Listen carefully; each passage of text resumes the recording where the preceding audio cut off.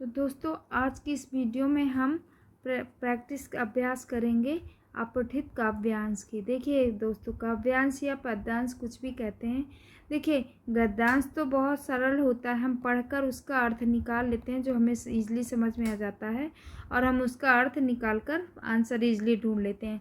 लेकिन बहुत से बच्चों को काव्यांश यानी पद्यांश में बहुत प्रॉब्लम होती है, तो उसके लिए हमें क्या करना है, पूरे काव्यांश को हमें अच्छे से रीड करना, 2 से 3 बार अच्छे से उसको पढ़ना है और उसका हम जितना अर्थ निकाल सकते हैं, जितना हमको उसको मीनिंग समझ में आती है उतनी मीनिंग समझ लेंगे और फिर उसके बाद हम क्या करेंगे, क्वेश्चन पढ़ेंगे और हम उसका आंसर देंगे।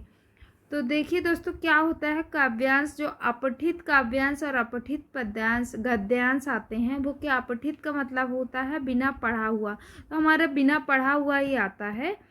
तो इसके लिए क्या करना है, हमें पढ़कर 2 से 3 बार पढ़ना है अच्छे से और उसका अर्थ निकाल कर क्वेश्चन करना। तो चलिए हम अभ्यास करते हैं।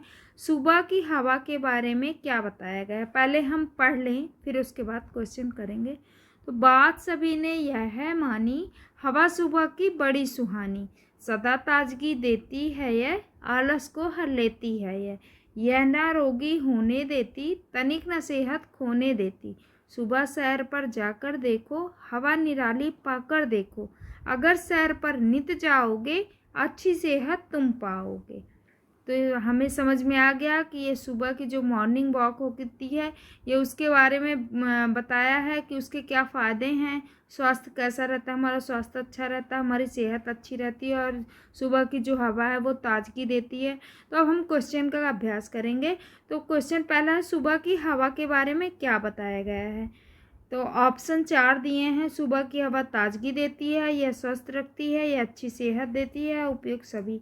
तो जी हाँ, हम यहाँ पे डी करेंगे, सुबह की हवा क्या करती है, उपयुक्त सभी ऑप्शन सही हैं, क्योंकि सुबह की हवा ताजगी भी देती है, स्वस्थ भी रखती है और अच्छी सेहत भी देती है।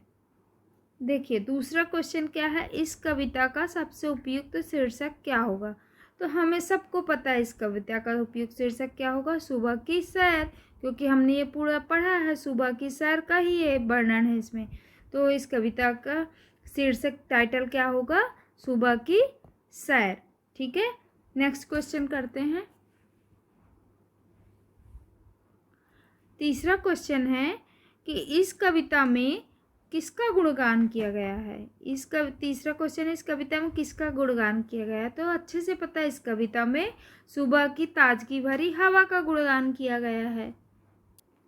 अब नेक्स्ट क्वेश्चन दिया कि सुबह सैर पर जाने से क्या लाभ मिलेगा। जब हम सुबह सैर पर जाएंगे तो हमें क्या फ़ायदा होगा।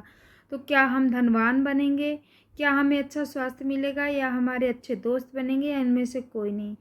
तो हमारा ऑप्शन बी सही है कि हमें सुबह सैर पर जाने से क्या होगा, हमारा स्वास्थ्य अच्छा रहेगा, हमें अच्छा स्वास्थ्य मिलेगा।